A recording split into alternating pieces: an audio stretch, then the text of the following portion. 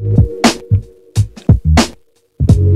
mean, you brought up LeBron and Kyrie earlier. Why didn't that work, Perk? Like, why, like LeBron seems to be the team guy that brings everyone together. Why did that not work in Cleveland?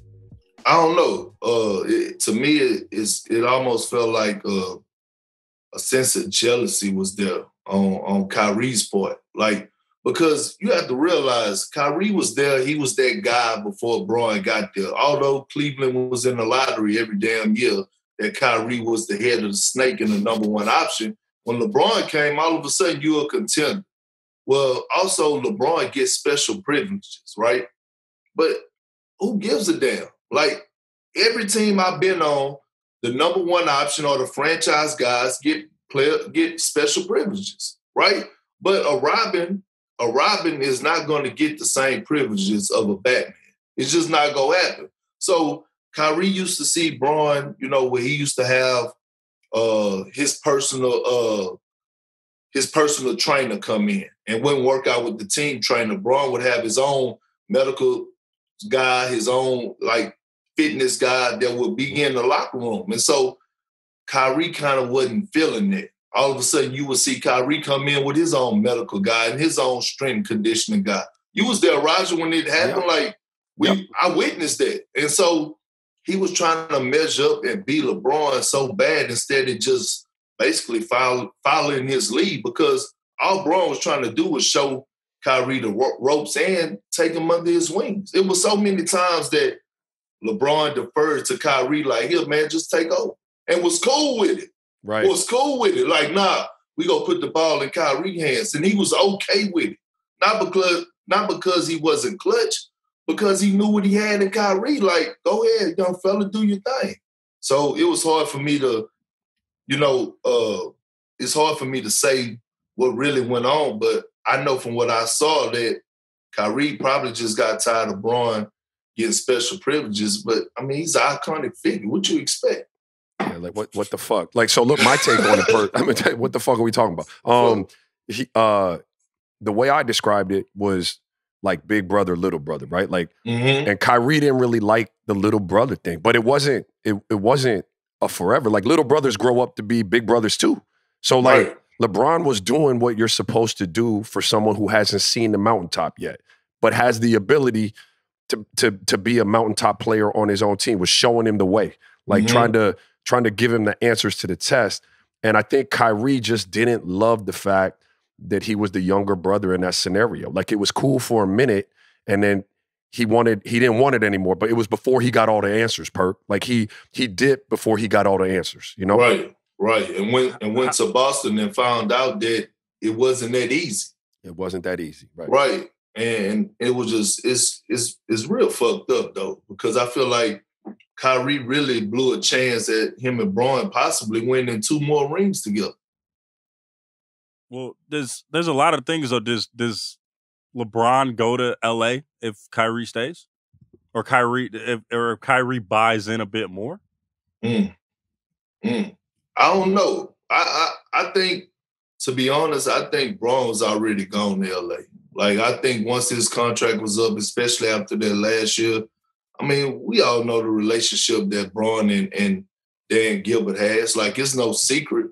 Like, that's why I be trying to tell people about the word pressure. Like, Dan Gilbert and LeBron wasn't speaking to one another. Like, they would walk past each other. Like, they would have to go through Nate, Dan's business partner, to get any fucking information. They weren't going to Dan. Yeah, anything. Like, it wasn't like, Dan Gilbert would have an event. LeBron wasn't showing up. It was just, it was what it was. But I'm going to come here. I'm going to deliver this championship. I'm going to play this game at the highest level for the city of Cleveland, for the state of Ohio. And he did that, and he was like, you know what? My time up. Yeah. Go ahead, Roger. No, I said I want to be fair to Kyrie, because I think Kyrie's a really smart dude, and ultimately I like him. And he might have had a little bit more insight into what Perk just said, LeBron being out. And he might have wanted him. This is just me trying to play devil's advocate. He might have wanted to beat him to the punch. Like, well, shit, you're not going to just leave me holding the bag in Cleveland, so I got to go. That could be another theory. I don't know. Go ahead, Logan. Do you think that? And I also, one thing, do you think that Kyrie's, we both know that Kyrie's idol is Kobe Bryant, right? And it seemed to have played out in a similar way with Kobe, where he's like, I don't want to be little brother no more to Shaq. I don't want to do that. Like, I want to have my own team. Do you think that Kyrie saw that and was like, well, this is just how it has to be done? Yeah, I can win chips with Bron, but this is the blueprint that I've set. I got to go do it on my own. Well, I mean, that's a good question, but no one knows what's going on in Kyrie's head. Like, this is the reason that we're talking about him, because of the things that he's done, he said, that he say, like how he goes about things. Like, for example, you know, he writes he issues out a public statement at media day, right? At the start of training camp. Like, I'm not speaking to the media, like, and you're like, what? Like, who does that? Like, everybody goes out and talks to the media. Like, no one shies away from the media, and he issued out a public statement like, I ain't talking to you guys. And you're like, what is he thinking about? Just never know. Yeah, he's a real enigmatic dude, man, a true enigma, Kyrie. Like, because again, you can have conversations like, you know, I sit with him on the plane sometimes, Perk, because I had a background with Kyrie's dad. He went to BU, and I played at BU. And so there was a little bit of trust there, just a little bit, because, you know, if you don't have it from Kyrie, he's not talking to you, right? He's not, right. At all. So I got to sit with him on the plane a few times and pick it. He's a really smart dude. Like, there's some real shit going on there. And then there are other times where he does shit like that, and you're like, why? If you were that smart, why would you, like, there's no reason to do that type of shit. So it's really, really hard to get a beat on that shit. Well, how can you follow a guy that you can't really understand, right? Or who doesn't let you in? That's my thing, right? Like, how do you do that? That's why I asked Perk, like, I never really saw Kyrie as a true leader. Like, I see Kyrie as like Kyrie, because sometimes it's hard for Kyrie to follow too, in my opinion. Like, so you have to have somebody with Kyrie who will lead. Kyrie can be this fantastic, phenomenal, scoring, like, basketball player. But in terms of true leadership and identity, you have to have someone with him. Mm-hmm. Spot on. And the crazy thing is that I stayed down the street from Kyrie when I was in Cleveland, like literally 3-4 houses down. And Kyrie never came off as a problem or nothing. Like, he was cool and everything. And then all of a sudden, you know, like, those egos, man, and KG told me this way long time ago. The problem with winning a championship is that everybody think they was the reason why, right? Mm-hmm. Like, when you win a championship, all of a sudden your ego is like, oh, they wouldn't have won it without me. Like, yeah, that's cool. To be fair though, Kyrie, they don't win it without Kyrie. I mean, he is valid in that statement, right? Yeah, but everybody's valid in that statement, because everyone stepped up at that time, Lo. Like, you know, Richard Jefferson could have said that, because he played huge minutes. Like, every role player that played for Cleveland during that time could have said, hey, they wouldn't have won it without me. Tristan Thompson, he could have said the same thing. Fuck yeah, Perk. I'm just saying, like, no, that's facts. That's facts. Rod's over here like, put on for the ball players. We here. Facts, though. Like, we all carry a different level of weight, but without it getting carried, you don't get up the hill. That's what I'm saying. Man, so that was philosophies and atrocities. And you put your backpack on that one, Roger. I'm just saying, man, he's right though, because a lot of people and so when you win a championship, everybody like, oh, I was the reason.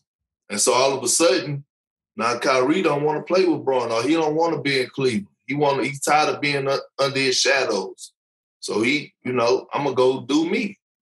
Obviously, he went to Boston, and we know how that turned out, right? But, you know. Raja touched on Bron. He's going into year 18. How is he going to be able to be this season, health-wise, just getting through with load management and things like that? And how is he going to be able to win a title under these circumstances? Hey, look, first of all, Lo, you can't be bringing up load management, man. They already own this shit, like... You see the league already cracking down on that, man. You can't be bringing that shit up. But look, Bron is going to be okay, right? Raj, you know this, man, a guy that invests into his body, you know, who's disciplined, who's going to do all the right things he's supposed to do off the court and away from basketball when he goes home, whether he's at a restaurant. So we already know this. But you got to look at what Rob Pelinka did to this team. You go out and go get a Montrezl Harrell, a Dennis Schroeder, Wesley Matthews. You add all these pieces. You go get the six man of the year and the six man of the year runner up, right? And you go get both of these guys to take not only to help repeat, but to take that load off of LeBron and AD.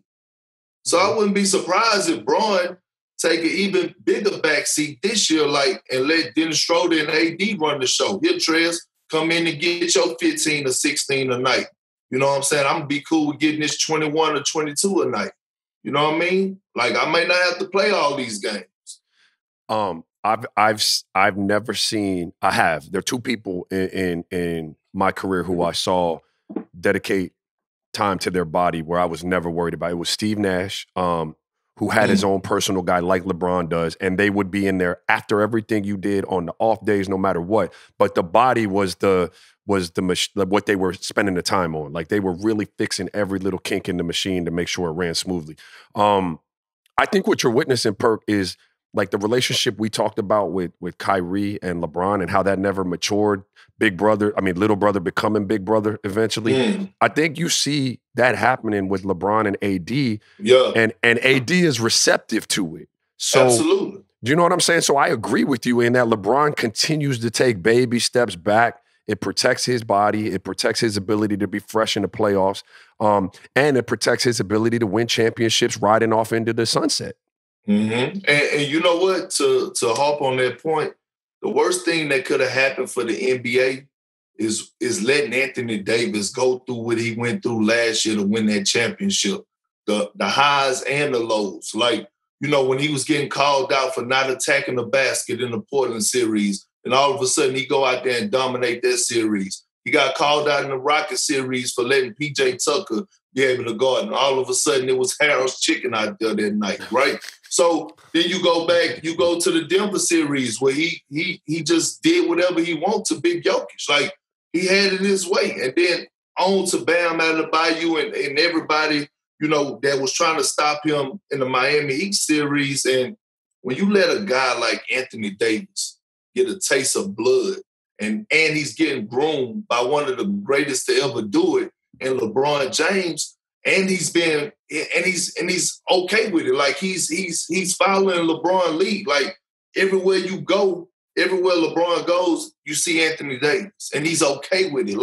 And you should be okay with it. Why wouldn't I? Paul Pierce told me something. He was like, look, I see you and Rondo doing your thing, but why are you not hanging out with KG?